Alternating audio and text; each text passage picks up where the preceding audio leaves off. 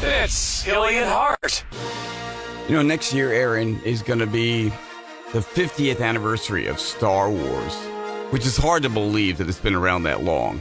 That is crazy. In many incarnations, by the way, way beyond just that original. I'm sorry, the first three are the best. That's it. Yeah, I agree. And I know technically they're like, 4, 5, and 6. Yeah, but whatever. I know. In fact, it was so screwed up in the timeline, they had to give a name, A New Hope. Yeah. The first one was called A New Hope.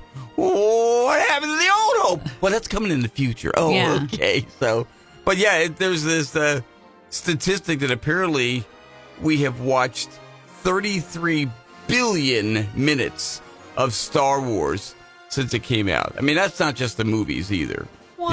That's live action series and animated stuff and everything else. So, we liked the very first season of The Mandalorian, and then we just lost interest. I have not seen that at all. The first season was good. Yeah. I like Star Wars. I mean, don't get me wrong.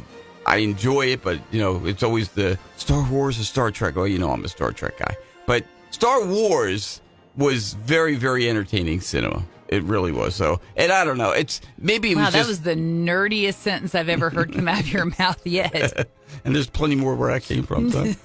But no, I think it might just be overkill with Star Wars or something. I don't know. It is. There's a oversaturation. I mean, again, I think you had a gold mine with the first three. Mm-hmm. It should have just been done. It's funny. Star Wars actually almost didn't get made because George Lucas, was it Spielberg or Lucas? No, it was George Lucas. Yeah. He had to make American Graffiti before he could make Star Wars. Mm-hmm. Like he had to prove himself to the studios with American Graffiti. Then they said, okay, now you can make your space thing, whatever you're trying to do. I mean, imagine that. You really want to make a certain type of movie, but they're like, you know what? Do this one first, then we'll decide. Well, I think we know who had the last laugh on that one. Yeah, no kidding. So, it's Hilly and Hart. Well, people over the age of 55, they Google some wacky stuff. Oh, you old people. I mean, I work with Kevin. I know some of the weird stuff that he Googles. It's true. It turns out the most popular Google search for people ages 55 and over, I need to ask the husband about this. Yeah. Is, quote, how to retire. That's right. People just want to know how to retire. I've probably, in some form, not necessarily those words, but I've probably looked at one point or another, or how to stretch post-retirement money or whatever, that kind of thing. So that makes sense. But the second thing is what really made me laugh out loud here. How to play pickleball. Yeah, and apparently that was like a close second. So, like, everyone over 55, apparently we just want to retire and play pickleball. Well, pickleball is relatively new. So there's still a lot of people are still, although little bits of it that I see, it does kind of look fun. It really does. So I've said to my wife, we've both said, maybe we want to try pickleball one of these days. So we still haven't pulled the trigger on that one yet, but it might be fun, I attempted tennis in my youth. Yeah. Wasn't very good at that. Yeah. My wife played tennis a bit with her sister when they were teenagers, but from what I can see, pickleball is basically it's a mashup of tennis and ping pong. I love me some ping pong. Kind of what it is. See, I'm terrible at it, but I love it. It is fun, but there you go. So if you're not old yet, those are the things that you will be searching for: how to retire and how to play pickleball. Man, now I know what the husband's Googling. It's creepy. You youngins don't know what awaits you. Pickleball. It's Hilly and Hart. I've talked so long about the fact that I want to try a driverless car. I just want to get behind. I don't even want to get behind the wheel, so to speak. I want the computer to get behind the wheel, and I want to be a passenger in it. And it hasn't happened yet. But these Waymos. Waymos are quite popular now. They're the self-drive taxis. Yeah, they're real popular in big cities. Right. Apparently, they've launched a premier subscription service. If you're in San Francisco, LA, or Phoenix, you can take advantage of this. $29.99 a month.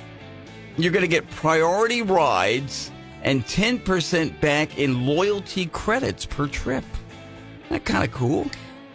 I don't know. They'll pick you up right at your door, And I'm sure they're trying to entice people because there's that whole fleet of them that keeps infiltrating that Atlanta, Georgia suburb. Oh, yeah, the cul-de-sac. And they're just driving Backed up. aimlessly in this cul-de-sac. Yeah. It's so weird. The technology has not been perfected, that's for sure. But, if you're somebody who, especially if you have to navigate big city traffic on a regular basis, Right. you're going into the office every day or whatever, maybe you have that kind of money, that $29.99 a month is not a big deal. And just to have the convenience of, there's my Waymo, hop in, take me to work. I would love that. Man, that is living the dream if you ask me.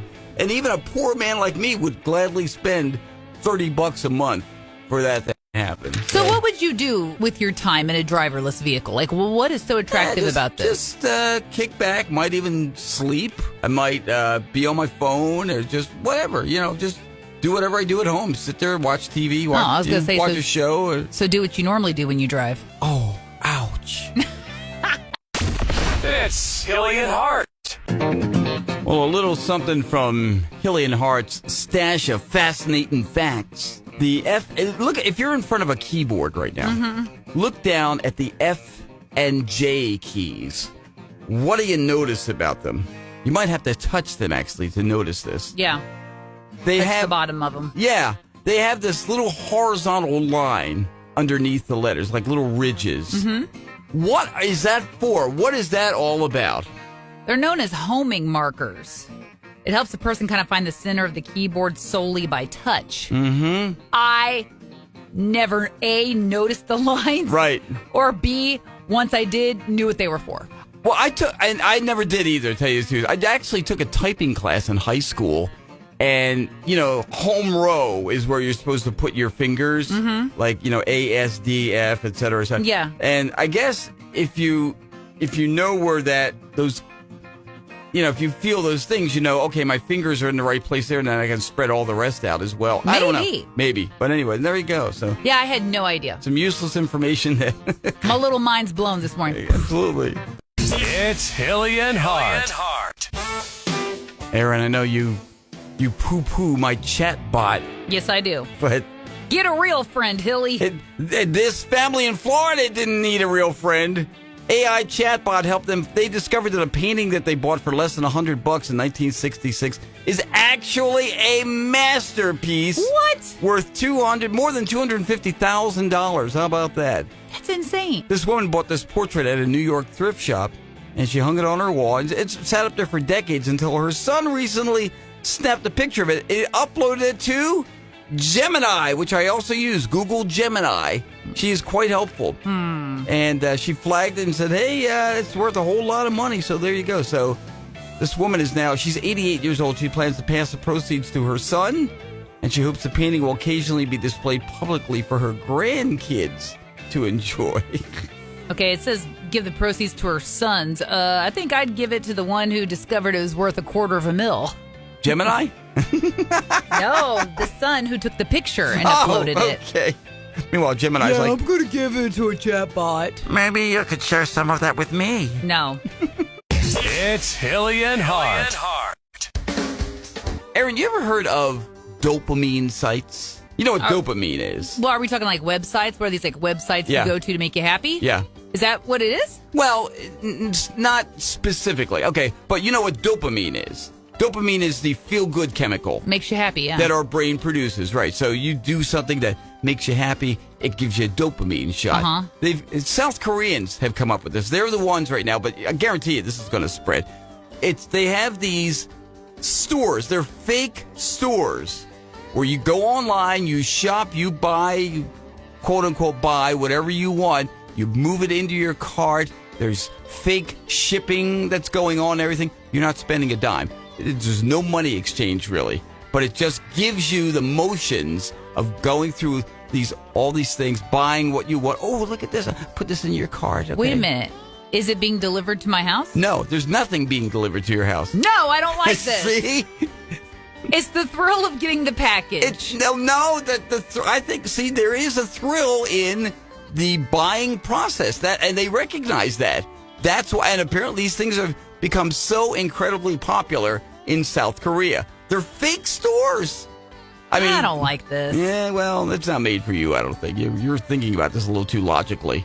So, but again, if you need that hit put that. But it's not gonna. Your wallet's not gonna take the hit. That's the good news on that. Oh, I mean, that's great if you're like a shopping addict or something. Well, there you go. But I'm not. I go and I buy things I either A, want and can afford, or B, need. Yeah. There's really no in between. I'm not one of those people that just buy crazy amounts of stuff. And now the husband, on the other hand, there you go.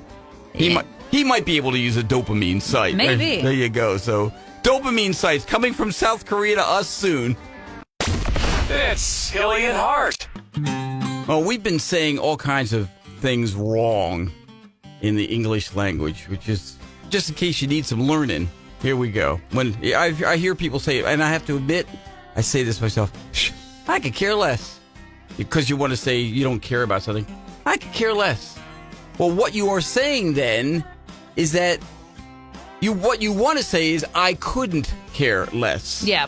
There is no level of caring that could drop below where you already are. Could you be more proper and say, I could not care less? I don't know. But anyway, I could care less is really the opposite of what you're meaning. Okay?